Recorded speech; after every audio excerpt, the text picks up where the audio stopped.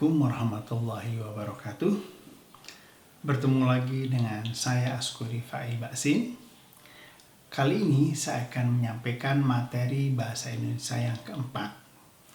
Jadi yang keempat ini materinya tentang penggunaan tanda baca dalam puebi. Nah, kalau untuk teori dan teksnya saya sudah sampaikan minggu kemarin atau beberapa waktu yang lalu, sehingga Anda tinggal baca-baca. Dan tentunya saat ini saya akan berikan pengkayaan, ya. Karena apa? Karena tanda baca itu akan efektif kalau dipraktekkan dalam bentuk penulisan. Nah, bicara tentang penulisan, tentunya kita akan belajar dari para penulis dunia. Makanya hari ini atau saat ini saya akan sampaikan ada 3 penulis besar sekaligus tokoh dunia yang bisa kita renungi. Pertama dari seorang Ernest Hemingway, kemudian kedua dari Mahatma Gandhi, dan yang ketiga dari Mother Teresa. Ketiga tokoh dunia ini tentunya udah Anda kenal, ya. Karena apa? Karena namanya cukup melegenda. Ernest Hemingway adalah seorang penulis besar. Dia seorang sastrawan besar, ya. Dia menulis pada saat Perang Dunia Pertama dan Kedua. Nah, inilah mengapa dia menyatakan bahwa tidak salah mulai menulis dengan satu kata, ya, kemudian digerakkan menjadi suatu cerita. Nah, ini menurut Ernest Hemingway. Jadi intinya seperti yang sudah saya sampaikan pada episode sebelumnya, bahwa inti dari sebuah tulisan adalah diksi, memilih kata-kata yang tepat. Kenapa? Karena kalau kita breakdown, ya, sebuah tulisan itu di dalamnya pasti ada alinea. Alinea kalau kita breakdown di dalamnya ada kalimat. Dan kalimat kalau kita breakdown di dalamnya ada kata. Sehingga item terkecil dari sebuah tulisan adalah kata. Ya. Jadi kalau kita mampu melakukan diksi, pemilihan kata yang tepat, dengan memilih kata yang tepat, kita akan membentuk kalimat yang baik. Dari kalimat-kalimat yang baik itu kita kumpulkan menjadi sebuah alinea yang menawan. Nah, alinea-alinea yang menawan ini ketika kita kumpulkan, maka menjadi sebuah tulisan yang memukau tentunya. Nah, inilah mengapa kita selalu ingat bahwa menulis berasal dari satu kata, sehingga satu kata itulah yang kita harus pertaruhkan. Sehingga kedepannya atau ketika kita menulis, itu menjadi sesuatu yang baik. Nah, itu ya menurut Ernest Hemingway. Kita ingat sejarah Ernest, ya. Ernest Hemingway adalah seorang sastrawan besar. Dia mengalami peperangan, ya, dari Perang Dunia Pertama dan Kedua. Jadi pada saat perang itu pun dia menyempatkan menulis, sehingga dia pernah berucap, menulislah dalam kondisi kacau atau ramai, ya, sehingga ketika dalam kondisi tenang menulis akan lebih mudah. Nah, ini memang dibuktikan. Karena apa? Karena beliau menulis itu pada saat sedang terjadi perang, ya. Anda bayangkan, ya, pada saat perang dia itu menulis. Nah, kebayang, ya. Oke. Nah, ini satu pelajaran bagi saya juga, ya, dimana saya juga sekarang mulai menulis dalam kondisi apapun. Terkadang menulis dalam kondisi ramai, misalnya ketika saya di kampus, ketika tidak sedang mengajar, tapi di situ suasana ramai, saya tetap menulis, ya, karena saya tipe orang yang tidak suka bergadang, ya. Kadang-kala kalau malam jam 9 atau jam 10, saya harus tidur. Karena apa? Karena saya ngantuk. Berbeda dengan teman-teman yang lain, ada juga yang memang ketika menulis sengaja memilih waktu antara jam 12 sampai jam subuh misalnya, ya. Sehingga terkadang, ya tadi, kehidupan dia terenggut oleh malam-malam yang harusnya dipakai untuk istirahat. Saya ingat bahwa tubuh ini juga punya hak untuk istirahat, dan Rasulullah mengajarkan. Jadi kalau malam itu sebaiknya tidur, dan pagi menjelang subuh sekitar jam 3 atau jam 4 itu harus bangun. Karena apa? Karena itu waktu yang paling efektif untuk memulai suatu aktivitas. Nah, ada teman-teman yang menulis tuh saat tadi sedang sepi segala macam, karena menurutnya itu akan jauh lebih enak. Nah, tapi kalau saya tidak, saya kadang-kadang menulis itu dalam kondisi rame ya, sehingga karena udah terbiasa ya saya menulis kapanpun gitu ya. Tapi ini tentunya tergantung dari gaya menulis masing-masing orang. Oke, yang kedua oleh Mahatma Gandhi. Dia bilang, kekuatan yang dahsyat bukan bersumber dari tubuh yang berotot, tetapi dari pikiran cemerlang yang menjadi pencerah. Kita tahu Mahatma Gandhi adalah seorang bapak proklamator India ya. Dia bertubuh kurus, pakai kacamata, selalu pakai ya baju ala India begitu ya. Dan dia dikenal karena tulisan-tulisannya. Oke, terlepas dari kontroversi, dia adalah tokoh dunia yang diakui oleh dunia. Dan dia bilang tubuh yang kuat yang berotot itu bukan berarti jaminan, karena yang penting adalah pikiran-pikiran yang mampu mencerahkan orang dalam bentuk tulisan. Oke ya, jadi ini menurut Mahatma Gandhi. Itulah yang membuat mengapa banyak tokoh dunia itu dikenal karena tulisannya. Kita tahu Pak Soekarno ya, proklamator kita juga, dia adalah orator ulung. Selain orator ulung, dia juga penulis yang baik. Demikian juga misalnya Pak Wakil Presiden pertama, Pak Muhammad Hatta, itu juga sama. Dia adalah orang yang cerdas, banyak tulisan-tulisannya itu disampaikan di berbagai negara, sehingga dia dikenal oleh dunia. Jadi orang ini, Soekarno-Hatta itu dikenal dunia karena apa? Karena pikiran-pikiran yang cemerlang, karena dituangkan dalam bentuk tulisan. Baik, yang ketiga adalah Mother Teresa. Kita tahu Mother Teresa adalah seorang biarawati di India. Ya, dia dikenal karena apa? Karena aktivitas kemanusiaannya. Jadi dia bilang, aku adalah sebuah pensil untuk menulis sebuah kata. Tuhan yang menggerakkan tanganku untuk menulis surat cintanya untuk semua penghuni dunia. Jadi intinya apa yang dikemukakan oleh Mother Teresa, bahwa sekalipun kita punya ide, tetap yang menggerakkan adalah Tuhan. Jadi kalau menurut keyakinan saya tentunya adalah Allah ya.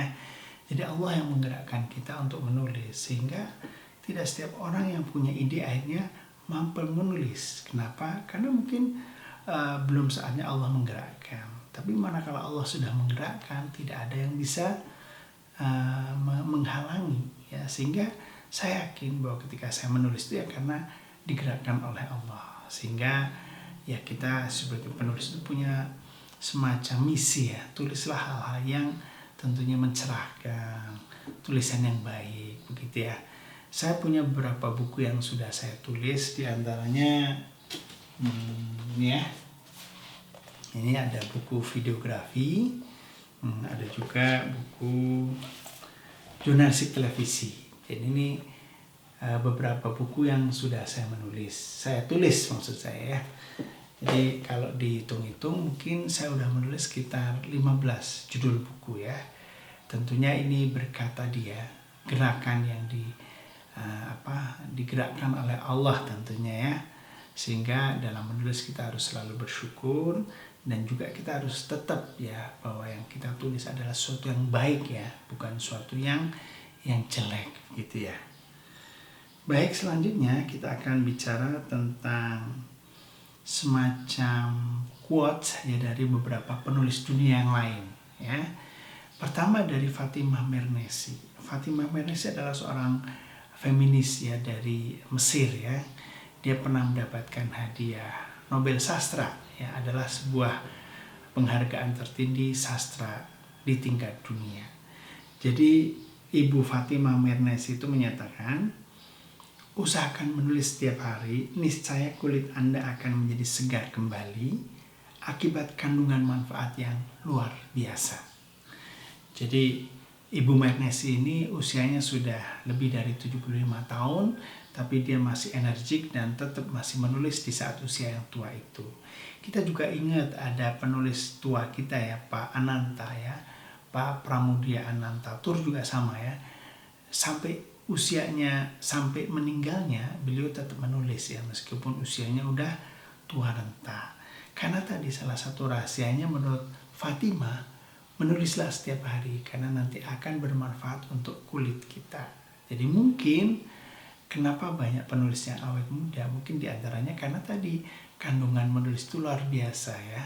Oke, jadi ini menurut Ibu Fatimah Mernesy. Yang kedua menurut penelitian Dr. Pennebaker. Jadi Dr. Pennebaker pernah meneliti, kemudian hasilnya pertama, menulis menjernihkan pikiran. Jadi kalau kita sering menulis itu artinya pikiran kita jernih, gitu ya. Jadi tidak piktor ya, tidak pikiran kotor gitu ya. Jadi menulislah maka pikiran kita akan jernih. Yang kedua, menulis itu mampu mengatasi trauma. Ya, itulah mengapa di sebuah wilayah musibah biasanya ada yang namanya crisis center. Dan di antara kegiatan crisis center biasanya ada yang namanya terapi menulis. Kenapa? Karena mampu ya, menulis itu mampu mengatasi trauma. Yang ketiga, menulis membantu mendapatkan dan mengingat informasi baru. Jadi kalau kita punya informasi, itu alangkah baiknya kalau kita tulis, karena itu akan langgeng ya, bisa kita baca kembali dan yang lainnya. Kadang-kala saya suka membaca artikel-artikel lama saya, mungkin ada juga bisa ya nanti di askurifaimbaksin.com itu ada beberapa artikel yang nanti akan saya sampaikan supaya Anda belajar ya, belajar dari tulisan saya dalam arti bahwa apapun ide saya itu saya sering tuangkan dalam bentuk tulisan. Gitu ya. Yang keempat, menulis membantu memecahkan masalah ya. Jadi kalau ada masalah mendingan ditulis karena dari situ nanti muncul ide-ide untuk memecahkan suatu masalah. Oke, dan yang terakhir, menulis bebas membantu kita ketika terpaksa harus menulis. Nah, ini yang biasanya dilakukan oleh mahasiswa ya, menulis bebas karena ada penugasan ya. Itulah mengapa dosen itu selalu memberikan tugas menulis. Itu salah satunya agar Anda itu terbiasa menulis. Jadi maksud kita bukan membebani Anda ya dengan tugas menulis, tapi justru membiasakan supaya Anda biasa menulis. Saya yakin ketika Anda sudah biasa menulis, nanti tentunya setelah selesai Anda terbiasa menulis. Begitu ya. Oke, selanjutnya menurut Vicky Kings. Jadi Vicky Kings adalah seorang wanita penulis skenario Amerika yang dia banyak menulis cerita-cerita misteri. Ya. Menurut Ibu Vicky Kings,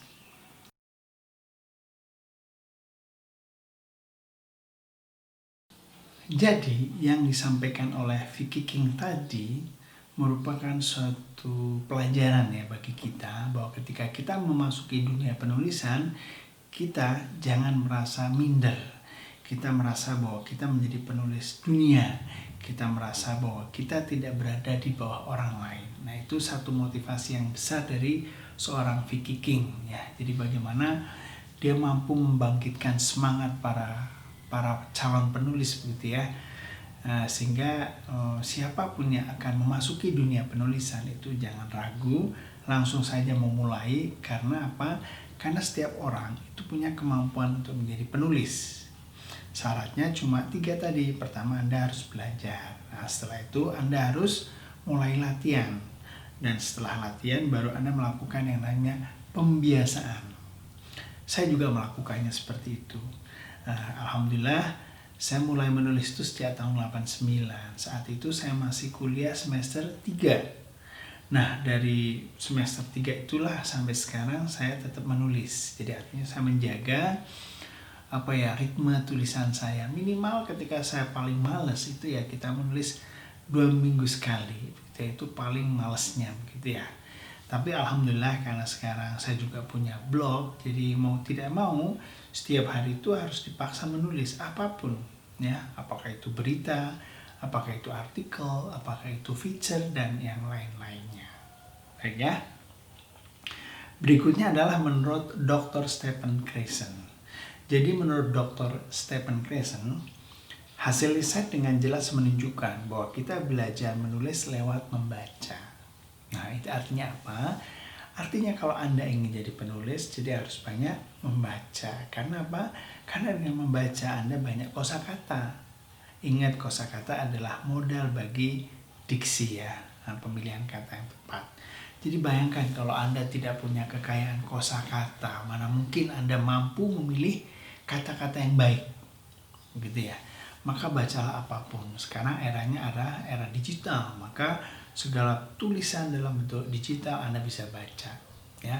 Dulu saya waktu masih mahasiswa itu selalu rajin membaca koran. Hampir setiap hari lah saya membaca koran. Dan karena koran itu harus bayar, maka saya akan berusaha keras untuk setiap hari datang ke perpustakaan ya. Karena di perpustakaan itu banyak media yang gratis kita baca ya, jadi tidak usah kita langganan karena kita waktu itu ya tidak punya cukup uang ya untuk membeli koran gitu ya. Jadi ingat, yang penting kita banyak membaca. Kenapa? Karena kalau kita membaca itu artinya kita memasukkan banyak informasi dalam otak kita. Dan kalau kita menulis, kita mengeluarkan informasi ya lewat otak kita. Jadi bayangkan kalau antara yang kita masukkan dengan yang kita keluarkan itu tidak berimbang, tentunya tidak akan lancar ya, ibarat sebuah saluran air. Oke. Berikutnya tentunya Anda kenal yang namanya J.K. Rowling ya. Mbak J.K. Rowling adalah penulis besar dunia. Dia mampu menulis novel Harry Potter sampai 8 episode. Ya, tentunya novel-novel dia juga dikemas dalam bentuk film ya. Dan novelnya itu diterjemahkan ke dalam 50 bahasa. Jadi bayangkan ya, royaltinya itu sangat besar sekali ya. Sehingga tidak heran kalau dia sekarang menjadi orang terkaya di Inggris ya. Tentunya kekayaannya ya selalu di bawah Ratu Elizabeth ya gitu ya. Kenapa? Karena ya kekayaan dia bersumber dari royalti gitu ya. Baik, menurut dia bagaimana? Menurut J.K. Rowling, saya menulis hampir setiap hari. Kadang saya menulis selama 10 atau 11 jam. Pada hari lain saya hanya menulis selama 3 jam. Ini menunjukkan bahwa setiap hari dia melakukan kegiatan menulis. Ya, kadang-kadang sehari itu dia hampir mencapai waktu 10 jam untuk menulis. Tapi minimal dia menulis selama 3 jam. Nah sekarang kalau Anda ingin jadi penulis pun bisa melakukan hal seperti itu. Sehingga wajar ya kalau dia menjadi penulis dunia ya. Dia menjadi kaya karena menjadi penulis gitu ya. Awalnya dia adalah seorang ibu rumah tangga biasa yang mungkin karena ekonomi akhirnya dia berpisah dengan suaminya. Tapi sekarang dia udah punya suami lagi. Kemudian dia menjadi orang yang berkemampuan cukup ya secara ekonomi. Oke, ini satu pelajarannya bagaimana kalau kita ingin menjadi seorang penulis, maka kita harus rajin menulis. Menjadi wajib. Siapa yang giat, dia akan berhasil. Itu ingat ya. Maka tidak ada seorang pemalas yang memang mampu menjadi penulis. Karena penulis itu harus rajin, ya, rajin latihan, gitu ya. Baik, selanjutnya adalah Stephen King. Kita tahu Stephen King adalah seorang penulis cerita fiksi yang isinya misteri ya dari Amerika. Dia bilang, menulislah dengan alasan apapun asal bukan untuk meremehkan. Nah ini menurut Stephen King. Artinya apa? Artinya apa yang kita tulis sebaiknya adalah hal-hal yang sifatnya positif ya. Sesuatu yang inspiratif, yang membangkitkan, yang mencerahkan. Jadi jangan menulis hal-hal yang ya kita tahu ya, sementara ini banyak medsos yang isi tulisannya itu nggak benar, isinya fitnah, hoax, dan itu tidak memberikan pencerahan. Ingat, apa yang Anda tulis sebetulnya harus Anda pertanggungjawabkan nanti di akhirat. Jadi ketika zamannya media media massa atau ketika zamannya media sosial seperti sekarang ini, ingat, jangan menulis yang tidak benar ya. Tulislah hal-hal yang positif karena itu akan membuat kita juga sehat gitu ya, dan akan membuat orang tadi ya mendapat pencerahan. Oke. Jadi intinya ada beberapa keuntungan yang bisa kita peroleh kalau kita menjadi penulis. Apa aja itu? Pertama, penghargaan berupa uang. Ingat ya, seorang J.K. Rowling sekarang menjadi orang kaya raya di Inggris karena apa? Karena royalti dari hasil menulis. Saya juga sama, dulu ketika saya mahasiswa, saya menulis karena apa? Dari menulis saya mendapatkan honor, sehingga akhirnya honor itu dipakai untuk biaya kuliah saya. Jadi alhamdulillah saya tercatat sebagai mahasiswa yang waktu kuliahnya itu biaya sendiri dari hasil menulis. Dan sampai sekarang saya menulis buku pun dapat royalti. Begitu ya. Nah, mudah-mudahan Anda sebagai mahasiswa pun mulai ya saat ini mulai bergerak untuk menjadi penulis ya. Tentunya menulis akan bisa menguntungkan secara ekonomi. Kedua, perwujudan impian menjadi kenyataan. Sering seseorang itu bercita-cita ingin jadi penulis, sehingga ketika udah menjadi penulis rasanya lega karena apa? Impiannya tercapai gitu ya. Tapi banyak juga orang yang ingin menjadi penulis tapi karena tidak pernah latihan, tidak pernah melakukan pembiasaan, ya sampai sekarang nggak bisa menulis. Ingat, banyak teman-teman kita juga yang katakanlah ingin jadi penulis tapi ternyata belum kesampaian. Belum ya, artinya masih ada kesempatan. Berikutnya, penghargaan atas hak cipta. Jadi buku-buku saya tentunya ini mengandung hak cipta. Jadi kalaupun suatu saat nanti saya meninggal, itu artinya keluarga saya masih punya hak cipta. Sama seperti Pak Pramudia Anantatur ya. Jadi meskipun beliau udah meninggal, tapi royaltinya tetap diberikan kepada keluarganya yang masih hidup. Nah, itu namanya penghargaan atas hak cipta ya.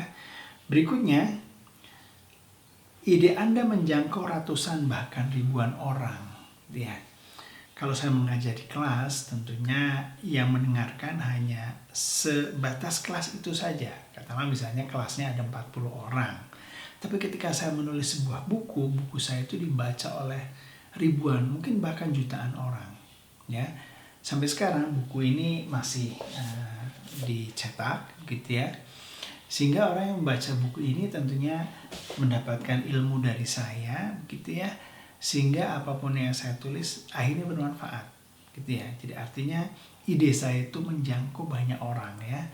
Ya, jadi dia melampaui batas waktu dan tempat. Padahal buku Jurnalistik Televisi ini saya tulis tahun 2006, artinya usianya udah 14 tahun gitu ya. Baik, selanjutnya, Anda mampu mengubah cara pandang orang. Waktu tahun 2003 saya menulis buku judulnya Membuat Film Indie Itu Gampang. Nah, lewat buku itu akhirnya perfilman indie ini sangat marak sekali. Karena apa?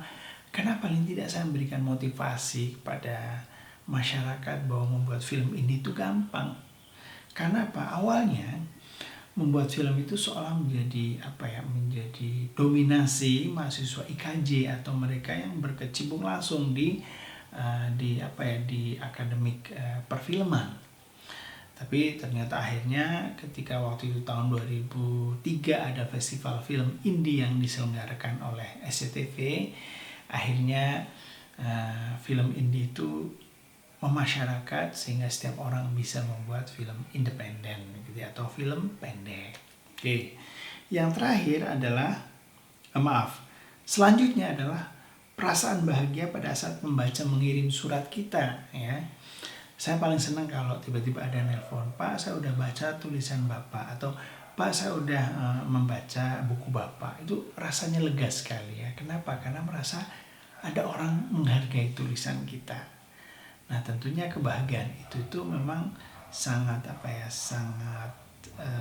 menginspirasi ya, sehingga akhirnya kita ingin menulis dan ingin menulis lagi. Apalagi ketika ada pembeli buku saya yang minta tanda tangan ya di buku saya. Ini tentunya hal yang sangat menggembirakan.